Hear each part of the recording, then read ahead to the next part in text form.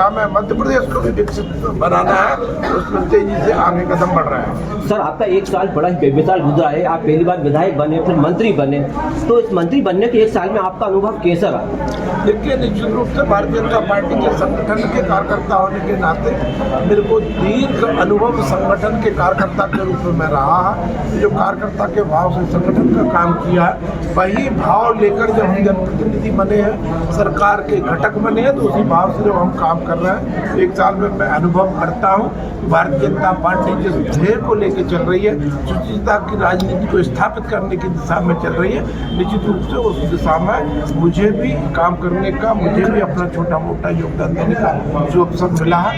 मैं समझता हूँ कि पार्टी ने जो मुझे इतनी बड़ी जिम्मेदारी दी, उसकी पार्टी का तो ऋण मैं कभी उतार नहीं सकता। जनता जनार्दन का ऋण उतारने के लिए दिन रात मेहनत कर रहा हूँ, यही अनुभव है। सर, स्वास्थ्य विभाग में इस समय लगभग 3000 डॉक्टरों की भर्ती होना, उस पर क्या है सर? बिल्कुल, लगातार हमारे यहाँ स्वास्थ्य विभाग में डॉक्टरों की भर्ती का काम चल रहा है। पीएससी के माध्यम से लगभग 1000 पदों की विज्ञप्ति निकल चुकी है, आमंत्रण हो गया है। कुछ डॉक्टरों की सीधी भर्ती करने का हम प्रयास कर रहा है। कई डॉक्टर्स को भी हमने निकाला था यू कोड बी पे, अर्थात आप बताइए आपको कितनी तनख्वाह चाहिए, उतनी तनख्वाह हम देंगे। इस तरह की अभिनव प्रयोग करके भी हम मध्य प्रदेश में डॉक्टरों की कमी पूरी करने का प्रयास कर रहे हैं। तो चूंकि अभी हमारी पूर्ववर्ती सरकारें थी, उन्होंने चिंता नहीं की कि जिस गति से जनसंख्या बढ़ रही है, उस गति से डॉक्टरों की भी आवश्यकता पड़ेगी, तो उन्होंने ऐसी शिक्षा नीति बनाई नहीं, मेडिकल कॉलेज खोले नहीं, इसलिए डॉक्टरों की कमी पड़ी है। लेकिन मैं दूरदर्शी प्रधानमंत्री नरेंद्र मोदी जी का हृदय की गहराई से आभार व्यक्त करता हूं कि उन्होंने इस बात को समझा और जितने 65 साल में मेडिकल कॉलेज खुले थे, उतने ही मेडिकल कॉलेज नरेंद्र मोदी जी ने अपने 10 वर्ष के कार्यकाल में खोल दिए। मेडिकल कॉलेजों की संख्या लगभग दुगनी हो गई है।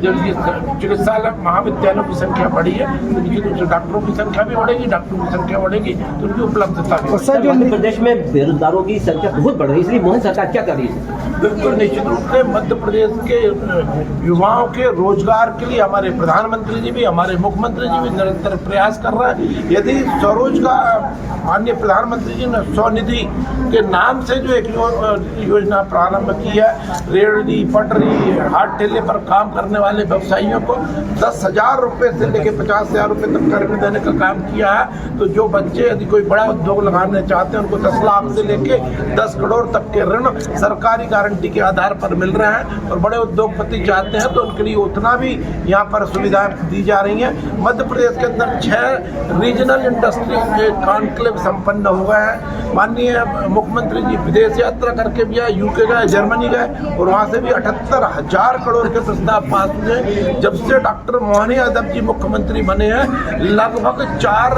लाख करोड़ रुपए के निवेश के प्रस्ताव मध्य प्रदेश को मिले हैं। जब ये इंडस्ट्रियाँ लग जाएंगी तो हमारा विश्वास है 3 से लेकर 4 लाख नौजवानों को, मध्य प्रदेश के नौजवानों को रोजगार के अवसर मिले। सर, इंटर्नशिप योजना में आप स्वयं युवाओं को ट्रेनिंग दे रहे हैं सर, ये आपको कहाँ से प्राप्त हो रहा है, कहाँ से अनुभव लिए सर? बिल्कुल, देखिए, निश्चित रूप से हमारे यशस्वी प्रधानमंत्री नरेंद्र मोदी जी ने लाल किले की प्राचीर से कहा था कि हमें 1 लाख ऐसे नौजवान तैयार करना है जिनकी पृष्ठभूमि राजनीतिक ना हो, जिनसे प्रेरणा ना लेकर हमने भी तय किया हमारे क्षेत्र के ऐसे युवा जिनकी पृष्ठभूमि राजनीतिक नहीं है और वो राजनीति में रुचि रखते हैं, तो उनको हम अपने से जोड़ने के लिए इंटर्नशिप योजना। सर, नेत्र शिविर जो आजकल आयोजन चल रहा है सर, इसको बढ़ावा देने के लिए आप कौन से कदम उठाएंगे सर? देखिए, निश्चित रूप से मैं क्षेत्रीय पत्रकार संगठन उदयपुरा देवरी के समस्त पदाधिकारी, समस्त सदस्यों का अभिनंदन करता हूं और प्रभु प्रेम नेत्रालय जनरल हॉस्पिटल ने इसमें सहयोग किया, उनका भी अभिनंदन करता हूं। और आप लोगों ने मिलकर उदयपुरा विधानसभा के नागरिकों की जो चिंता की है,